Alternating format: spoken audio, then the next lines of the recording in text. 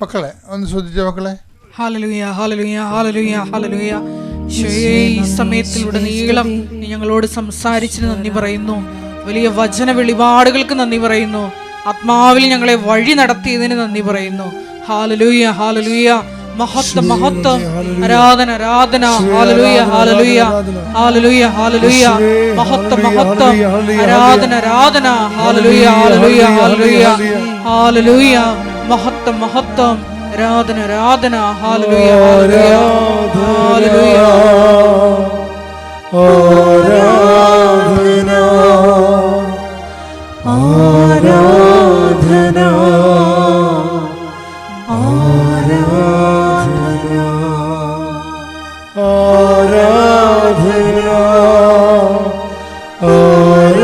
ആരാധന ആരാധന ആരാധന. പരിശുദ്ധ പരമദിവ്യകാരുണ്യത്തിന് എന്നേരവും ആരാധനയും സ്തുതിയും പുകഴ്ചയും ഉണ്ടായിരിക്കട്ടെ. കർത്താവ്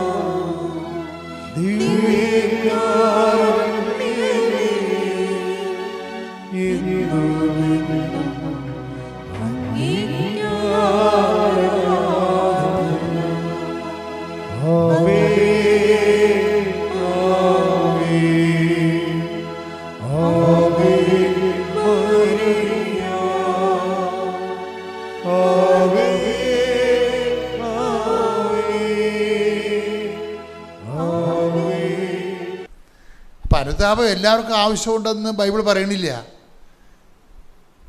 ഡബിൾ ഹാർട്ടഡ് ആയിട്ട് വരുമ്പോഴാണ് ഈ അനുതാപം ആവശ്യമായിട്ട് വരണത്. എന്ന് വെച്ചാൽ ഓരോരോ കാലഘട്ടത്തിൽ ഓരോരോ രീതികൾ വരികയില്ലേ. ലൂർദിൽ അമ്മ പറഞ്ഞത് ഉടമ്പടി എടുക്കുന്ന വ്യക്തി സിംഗിൾ പേഴ്സൺ ആയിരിക്കണമെന്ന്. ഡബിൾ പേഴ്സൺ ഉടമ്പടി എടുക്കാൻ പറ്റത്തില്ലെന്ന്. എന്ന് വെച്ച് കഴിഞ്ഞാൽ ഒരേ വിഷയത്തിൽ തന്നെ രണ്ട് നിലപാടുകൾ, രണ്ട് വ്യത്യസ്തമായ സാഹചര്യങ്ങൾ എടുക്കാൻ പറ്റത്തില്ല. അയാൾക്ക് ഒരു ഐഡിയ മാത്രമേ ഉണ്ടാകത്തുള്ളൂ. തൻ്റെ കാര്യം വരുമ്പോൾ ഒരു തീരുമാനം, മറ്റുള്ളവരുടെ കാര്യം വരുമ്പോൾ വേറെ തീരുമാനം, അങ്ങനെ വരാൻ പറ്റത്തില്ല. എല്ലാ സമയത്തും അതാണ് ഈശോ എപ്പോഴും പറയുന്നത്, നിങ്ങളുടെ ഉത്തരം ഒന്നെങ്കിൽ യേസ് ആയിരിക്കണം അല്ലെങ്കിൽ നോ ആയിരിക്കണമെന്ന്. അത് ഇതിനെ തുടർന്നാണ് ഈശോ പറയണത്. കാര്യം ഈ അനുതാപത്തിനെ തുടർന്ന് പിന്നീട് വരുന്ന ഏത് വിഷയമാണ്? ശ്രുതികട മക്കളെ, ശ്രുതികട ഹല്ലേലൂയ.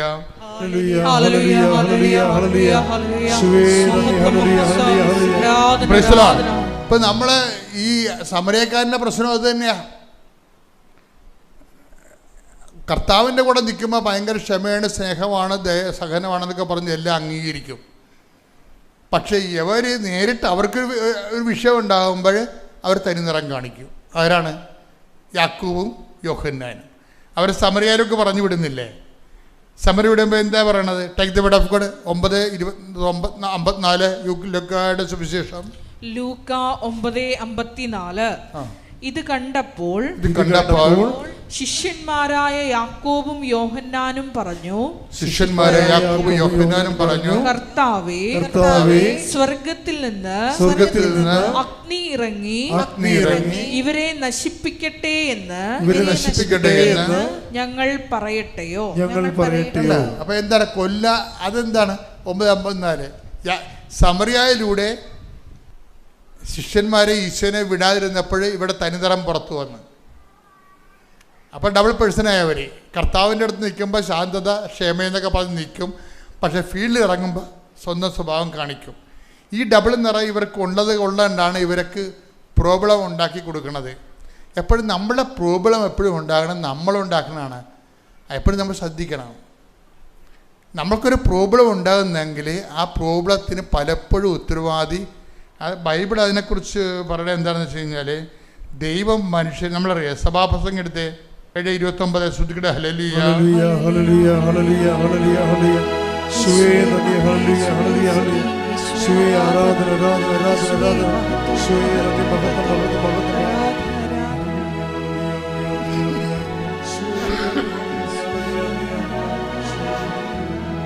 സഭാപ്രസംഗം 7:29 സഭാപ്രസംഗകൻ 7:29 ദൈവം മനുഷ്യനെ സരള ഹൃദയനായി സൃഷ്ടിച്ചു. സരള ഹൃദയം എന്ന് പറഞ്ഞാൽ എന്താണ്? കാപട്യമില്ല. ഇതാ ഒരു യഥാർത്ഥ ഇസ്രായേലിയൻ, ഇവനിൽ കാപട്യമില്ലെന്ന് പറഞ്ഞില്ലേ? അതാണ് വിഷയം. അതിനാണ് ബൈബിള് മലയാളം തർജ്ജമ ചെയ്തപ്പോൾ സരളം എന്നൊക്കെ പറഞ്ഞു വെച്ചിരിക്കുന്നത്. അതായത് ദൈവം മനുഷ്യനെ കാപട്യമില്ലാത്തവനായി സൃഷ്ടിച്ചു. പിന്നെന്താണ്? എന്നാൽ അവന്റെ സങ്കീർണ പ്രശ്നങ്ങൾ അവന്റെ തന്നെ സൃഷ്ടിയാണ്. അവന്റെ കാപട്യത്തിന്റെ സൃഷ്ടിയാണെന്ന് പറയണത്. ഇതിവിടെ എങ്ങനെ നിൽക്കത്തില്ല ഈ സംഭവം. ഈ സാധനത്തിന് അഡ്രസ്സ് ചെയ്യാതെ ഉടമ്പടി ലാൻഡ് ചെയ്യത്തില്ല, കറക്റ്റായിട്ട് ഉറക്കത്തില്ല. ദൈവം സഭാപ്രസംഗം 7:29 എന്ന് പറഞ്ഞ ദൈവം മനുഷ്യനെ ലളിത ഹൃദയനായി സൃഷ്ടിച്ചു. അവന്റെ സങ്കീർണങ്ങളായ പ്രശ്നങ്ങളെ അവന്റെ തന്നെ സൃഷ്ടിയാണ്. അതായത് പുറത്തൊന്ന് പറയുകയും ഉള്ളിലിരിപ്പ് വേറെ ആകുകയും ചെയ്യും. അതാണ് വിഷയം. അപ്പോഴാണ് പ്രശ്നങ്ങൾ ഉണ്ടാകുന്നത്. പുറത്തൊന്ന് പറയുകയും ഉള്ളിലിരിപ്പ് വേറെ ആകുകയും ചെയ്യും. പുറത്ത് പറയണതായിരിക്കത്തില്ല ഉള്ളിലിരിപ്പ്. ഉള്ളിലിരിപ്പ് ചിലപ്പോൾ വേറെ എന്തെങ്കിലും സ്വകാര്യമായ വിഷയങ്ങളിൽ എന്തെങ്കിലും നടത്തിയെടുക്കുന്നതായിരിക്കും ഉള്ളിലിരിപ്പ്. നമ്മൾക്ക് ആലപ്പുഴ പോകാം, ബീച്ചിൽ പോയി കാറ്റ് കൊള്ളാമെന്നായിരിക്കും നമ്മളോട് പറയണത്, നമ്മുടെ കൂടെ വന്ന ആൾ പറയണത്. അയാൾ ബീച്ചിൽ അപ്പം നമ്മൾ എന്നാൽ ശരിയാണല്ലോ, നല്ല കാര്യമാണല്ലോ, കാറ്റ് കൊള്ളാവില്ല, ഇവിടെ ഭയങ്കര ചൂടല്ലേ എന്ന് വിചാരിച്ചുകൊണ്ട് ഇപ്പോൾ കുറച്ച് സമയം ഫ്രീ ഉണ്ടല്ലോ എന്ന് വിചാരിച്ചാൽ പോകും. പക്ഷെ അയാളുടെ ഉദ്ദേശം വേറെ ആയിരിക്കും ചിലപ്പോൾ. അതാണ് വിഷയം. നമ്മളോടത് പറയത്തില്ല. നമ്മുടെ കാറ്റെന്നാണ് അയാൾ പറയണത്. ഇതാണ് ഡബിൾ മൈൻഡ് എന്ന് പറയണത്. അതാണ് ഡബിൾ മൈൻഡ് എന്ന് പറയണത്. ഈ ദൈവം മനുഷ്യനെ സരള ഹൃദയം സൃഷ്ടിച്ചു. അവൻ്റെ പ്രശ്നങ്ങൾ അവൻ്റെ കാപട്യത്തിൻ്റെ സൃഷ്ടിയാണെന്ന്. അവൻ കാണിക്കുന്ന കാപട്യത്തിൽ ഇപ്പം നിങ്ങൾ പറഞ്ഞ പ്രശ്നങ്ങൾ എപ്പോഴും പ്രശ്നങ്ങളാണെന്ന് പറഞ്ഞു കഴിഞ്ഞാൽ എവിടെയോ നിങ്ങൾ കാപട്യം ഉണ്ടെന്ന് അതിൻ്റെ അർത്ഥം. അല്ലെങ്കിൽ പ്രശ്നം ഉണ്ടാകേണ്ട കാര്യമില്ലേ ശരിക്കും പറഞ്ഞാൽ. അല്ല, ദൈവം പ്രശ്നമൊന്നും സൃഷ്ടിക്കത്തില്ല. നമ്മളുടെ ഡബിൾ മൈൻഡഡ് ആയിട്ടുള്ള വിഷയങ്ങളിലൂടെ പോകുമ്പോൾ ദൈവത്തോടൊരു കാര്യം പറയും, നമ്മുടെ മനസ്സിൽ വേറെ ചില ഉദ്ദേശങ്ങൾ വെക്കും. അപ്പോൾ അങ്ങനെ വരുമ്പോൾ അന്തർസംഘർഷം ഉണ്ടാകും. അപ്പോൾ ഈ പ്രശ്നമായിട്ടുള്ള ആൾക്കാർ എവിടെ ചെന്നാലും പ്രശ്നം ഉണ്ടാകും. കാര്യം എന്താണ്? അവർ തന്നെ ഒരു പ്രശ്നമാണ്. പ്രാർത്ഥിക്കുക, കർത്താവ് ദൈവമേ, ഉടമ്പടിയിലേക്ക് വരുമ്പോൾ ദൈവഹിത പ്രകാരമുള്ള ഒരു വ്യക്തിയായി എന്നെ അങ്ങ് ഉടമ്പടി ചെയ്യുന്നതിനായി യോഗ്യമാക്കണമേ. ശ്രുതികട ഹല്ലേലൂയ ഹല്ലേലൂയ ഹല്ലേലൂയ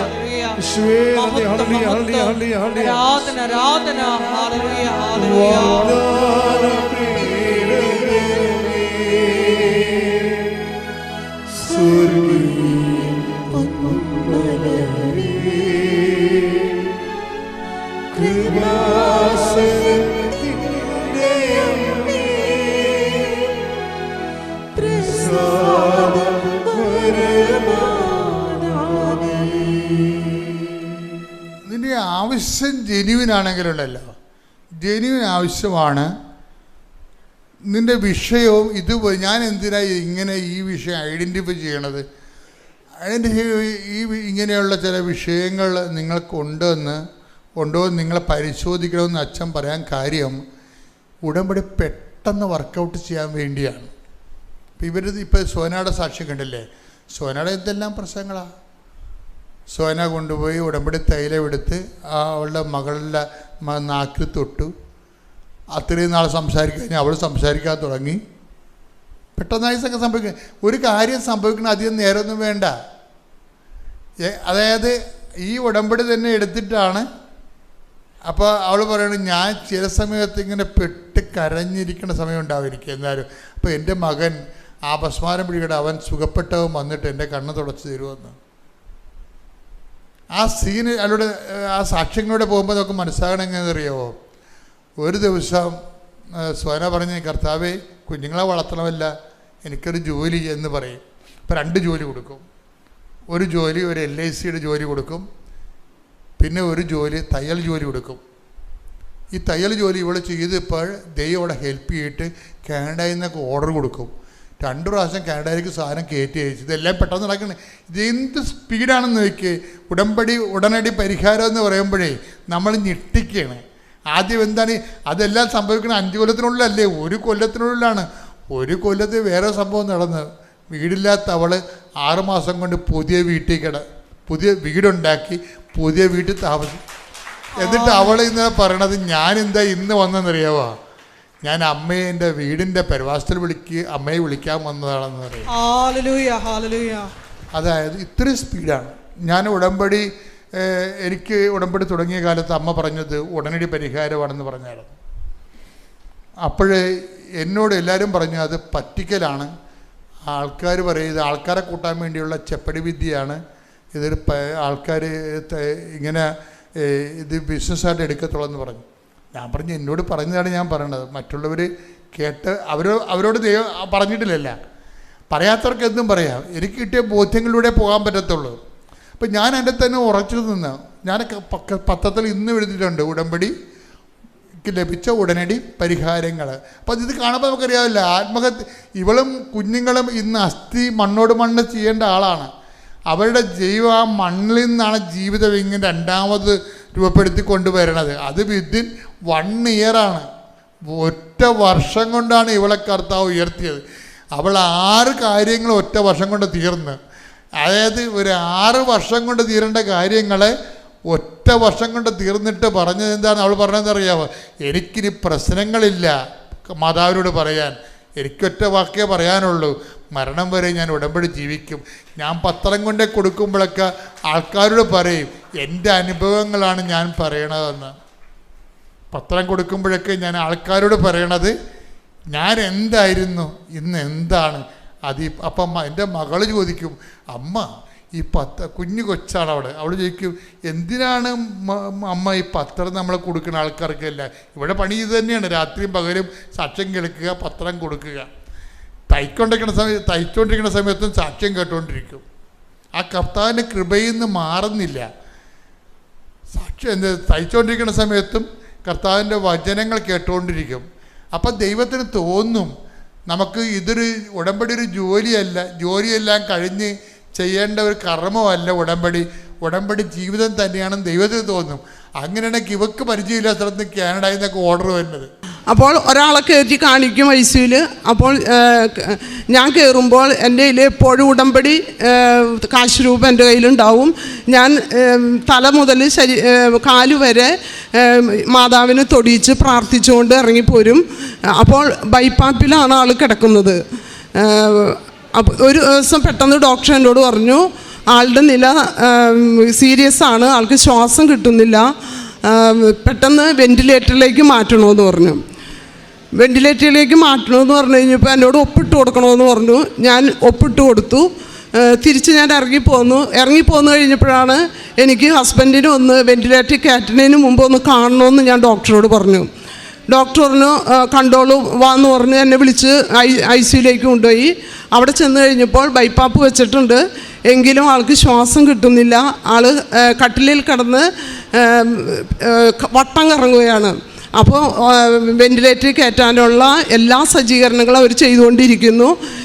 ഞാൻ മാതാവിൻ്റെ ഉടമ്പടി കാശുരൂപം തലയിൽ വെച്ച് പ്രാർത്ഥിച്ചുകൊണ്ട് ഞാൻ അവിടെ നിന്ന് ഇറങ്ങി ഓടി. എനിക്ക് ആ അവസ്ഥ കണ്ടു നിൽക്കാൻ പറ്റുന്നുണ്ടായിരുന്നില്ല. ഞാൻ ഇറങ്ങി ഓടി ഇവിടെ വന്നിരുന്ന് കരഞ്ഞ് മാതാവിനോട് പ്രാർത്ഥിച്ചുകൊണ്ടിരുന്നു. എൻ്റെ മോനും എൻ്റെ കൂടെ ഉണ്ടായിരുന്നു, എൻ്റെ സഹോദരങ്ങളൊക്കെ ഉണ്ടായിരുന്നു. അപ്പോൾ ഞങ്ങളിങ്ങനെ കരഞ്ഞ് പ്രാർത്ഥിച്ചുകൊണ്ടിരുന്നു. ഞാൻ ഇത്രയും മാത്രം, എനിക്ക് വേറെ ഒന്നും പ്രാർത്ഥിക്കാൻ കിട്ടുന്നുണ്ടായിരുന്നില്ല. എൻ്റെ അമ്മയുടെ പ്രത്യക്ഷീകരണത്തിൻ്റെ ഒരു സ്ഥിരം സാക്ഷിയാക്കി എന്നെ മാറ്റണമേ. എൻ്റെ ഹസ്ബൻഡിന് ഇതിൽ നിന്നും രോഗത്തിൽ നിന്ന് സൗഖ്യം കിട്ടിക്കഴിയുമ്പോൾ ഞാൻ ഇവിടെ വന്ന് സാക്ഷ്യം പറഞ്ഞോളാം എന്നും പറഞ്ഞ് ഞാൻ നേർന്നു. ഞാനിത് ഇങ്ങനെ തന്നെ പ്രാർത്ഥിച്ചുകൊണ്ടിരുന്നു. അപ്പോൾ രാത്രി ഇങ്ങനെ സമയം പോയിക്കൊണ്ടിരുന്നു. രാത്രി 12 മണിയായി.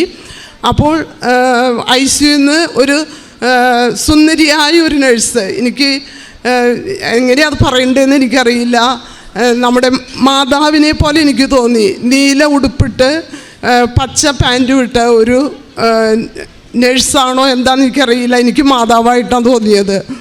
മാതാവ്, എൻ്റെ മോൻ സംസാരിക്കാത്ത കുട്ടിയായതുകൊണ്ട് എല്ലാ ദിവസവും അവനെ കയറ്റി കാണിക്കാറുണ്ടായിരുന്നു. അപ്പോൾ ഈ മാതാവ് എന്ന് പറഞ്ഞ് ഞാൻ ആ നേഴ്സ് എൻ്റെ അടുത്ത് വന്നേച്ച് പറഞ്ഞു, അച്ഛന് കുഴപ്പമൊന്നുമില്ല കേട്ടോ, ഒന്നും പേടിക്കണ്ട. അപ്പം തന്നെ ഞങ്ങൾക്ക് മനസ്സിലായി എൻ്റെ ഹസ്ബൻഡിന് മാതാവ് സൗഖ്യം കൊടുത്തുകൊണ്ടിരിക്കുകയാണെന്ന്. അപ്പോൾ എൻ്റെ ഹസ്ബൻഡിൻ്റെ അനിയൻ പറഞ്ഞു, ഇനിയൊന്നും പേടിക്കണ്ട, മാതാവ് സൗഖ്യപ്പെടുത്തുന്നുണ്ട്, ഈശോയും മാതാവും ഹസ്ബൻഡിൻ്റെ അടുത്തുണ്ട്. അപ്പോൾ നമുക്ക് ഇനി വീട്ടിലേക്ക് പോകാം, നമ്മളിവിടെ നിർത്തൂല, വീട്ടിലേക്ക് പോകാമെന്നും പറഞ്ഞ് എന്നെ മോനെയും വീട്ടിലേക്ക് വിട്ടു. അനിയൻ ഹസ്ബൻഡിൻ്റെ അടുത്തിരുന്നു. ഞങ്ങൾ രാവിലെ വീട്ടിൽ ചെന്ന് പ്രാർത്ഥിച്ചുകൊണ്ടിരുന്നു, ഞങ്ങൾ ഉറങ്ങിയില്ല. തിരിച്ച് രാവിലെ 6 മണിയായപ്പോൾ ഞങ്ങൾ വീണ്ടും ഹോസ്പിറ്റലിലേക്ക് വന്നു.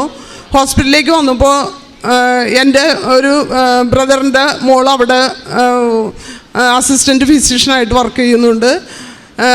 അവൾ വന്നു പറഞ്ഞു, ഞാൻ അങ്കിളിനെ ഒന്ന് കണ്ടിട്ട് വരട്ടെ ആൻറ്റി വിഷമിക്കണ്ടെന്ന് പറഞ്ഞു.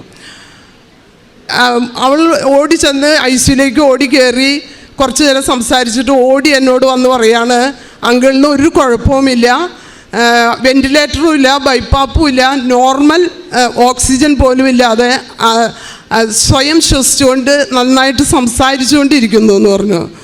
ഞാൻ ഒത്തിരി നന്ദി പറഞ്ഞു ദൈവത്തിന്, മാതാവിന് ഒത്തിരി നന്ദി പറഞ്ഞു.